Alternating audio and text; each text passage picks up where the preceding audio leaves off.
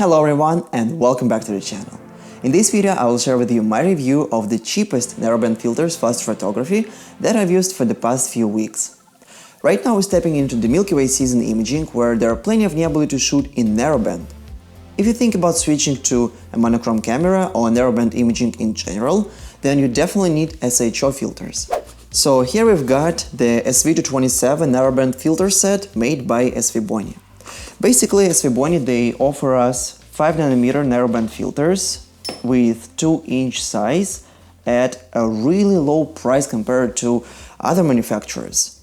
But do you really need a 2-inch filters, or should you go with another option?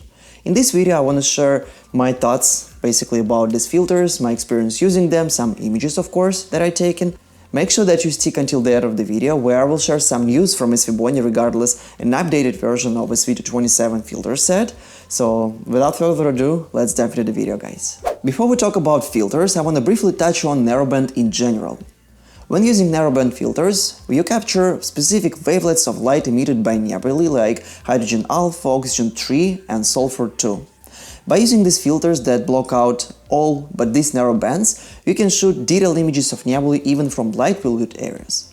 It's all about boosting contrast and revealing faint structures that broadband imaging misses a lot.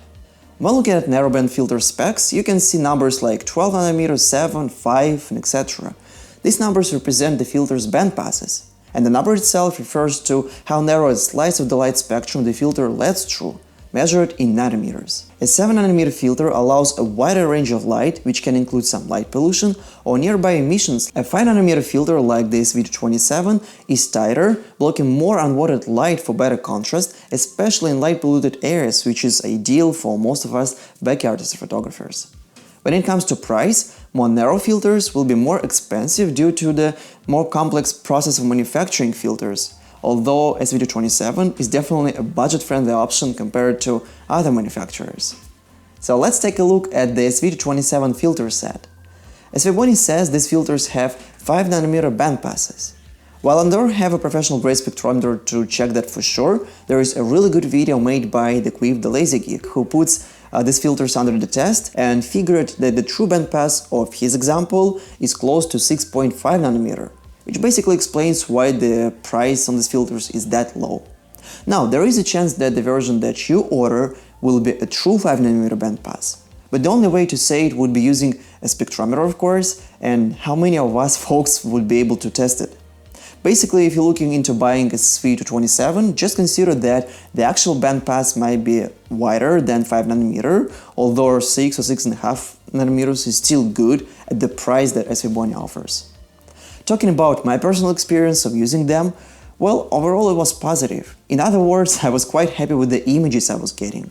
As a reminder, I image under a Bortle 4.5, sometimes 6 scale, as I have quite a couple of imaging sites, and despite the really challenging weather this spring, I was able to get some nice images using the filters, and on the screen you can see some of my SHO images that I captured, and of course some of the separate channels presented on this timeline as well.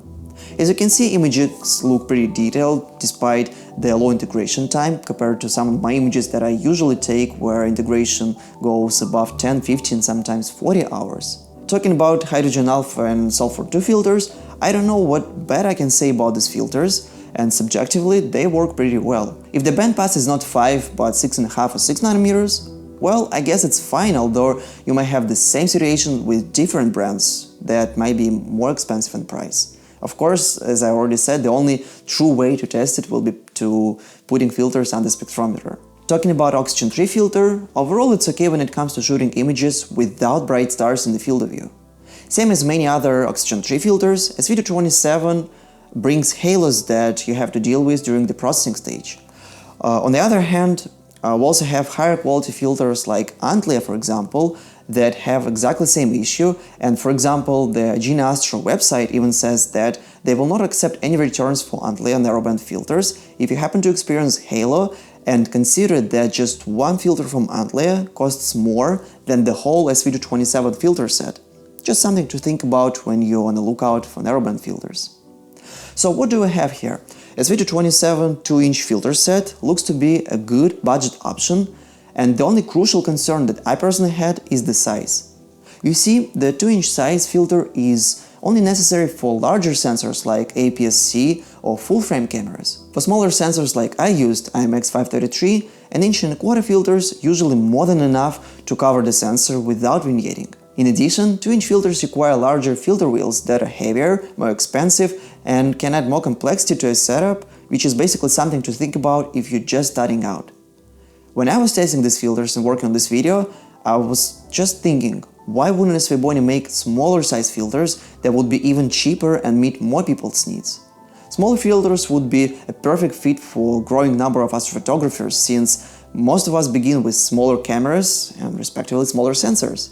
Even me, for example, when I started taking images with a monochrome camera like a couple of years ago, my first sensor was IMX533, and I would use an 1.25" filters from ZWO back in the time. And overall, that was a great way to begin monochrome imaging.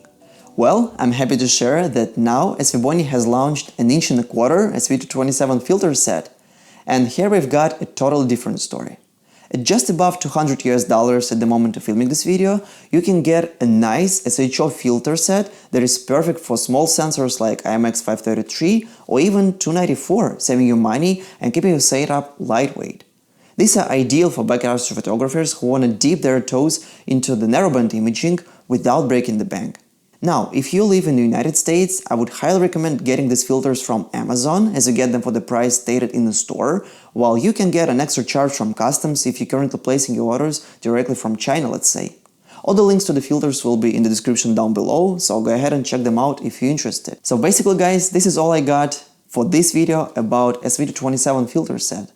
Overall, that's a nice budget option to begin narrowband imaging.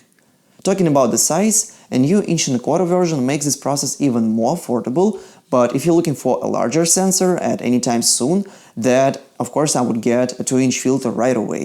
But if you just think about getting into monochrome photography, you don't want to spend a lot of money, or you just happen to have a camera with a smaller sensor, well, then SV227 an 1.25" version just for you guys.